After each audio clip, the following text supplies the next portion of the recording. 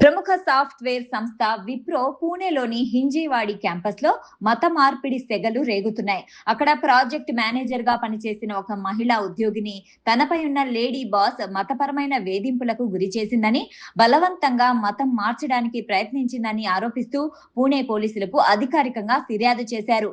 బెంగళూరులో ఉంటూ work from home చేస్తున్న సదరు మహిళా బాస్‌పై ఈ కేసు నమోదైంది. బాధిత మహిళ తెలిపిన వివరాల ప్రకారం పూణే ఆఫీస్‌లో పనిచేస్తున్న సమయంలో కొందరు సీనియర్ మేనేజర్లు, టీమ్ లీడర్లు ఆమె మతాన్ని టార్గెట్ చేస్తూ మానసిక ఇబ్బందికి గురిచేశారు. ఇస్లాం మతాన్ని స్వీకరించాలని, ఆ మత పద్ధతుల్ని పాటించాలని పదే పదే బలవంతం చేశారు. అలా చేస్తే విదేశాలకు వెళ్లే అవకాశాలు వస్తాయని, జీవితం బావుంటుందని ప్రలోభపెట్టారు. ఒక ముస్లిం వ్యక్తితో సంబంధం పెట్టుకోవాలంటూ కూడా ఒత్తిడి తెచ్చారని ఆమె ఆరోపించారు. విప్రో మహిళా ఉద్యోగిని ఇచ్చిన ఫిర్యాదు ఆధారంగా హింజేవాడి పోలీసులు దర్యాప్తు ప్రారంభించారని సీనియర్ పోలీస్ అధికారి బాలాజీ పంథారే తెలిపారు.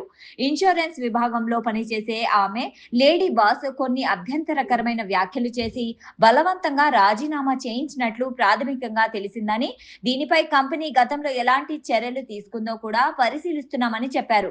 కాగా హిందూ జన జాగృతి సమితి బుధవారం పూణేలో ఏర్పాటు చేసిన ప్రెస్ కాన్ఫరెన్స్ లో బాధిత మహిళ మాట్లాడారు. 2019 నుంచి 2025 వరకు విప్రోలో తాను ఎదుర్కొన్న నరకాన్ని మీడియా ముందు వివరించారు. అటు ఈ వివాదంపై విప్రో సంస్థ అధికారిక ప్రకటన విడుదల చేసింది.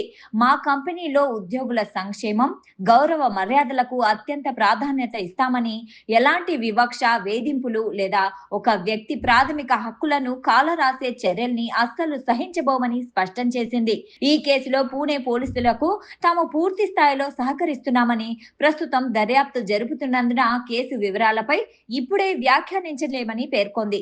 అందరికీ సురక్షితమైన, సమానత్వంతో కూడిన పని వాతావరణాన్ని అందించడానికి తాము కట్టుబడి ఉంటామని విప్రో స్పష్టం చేసింది.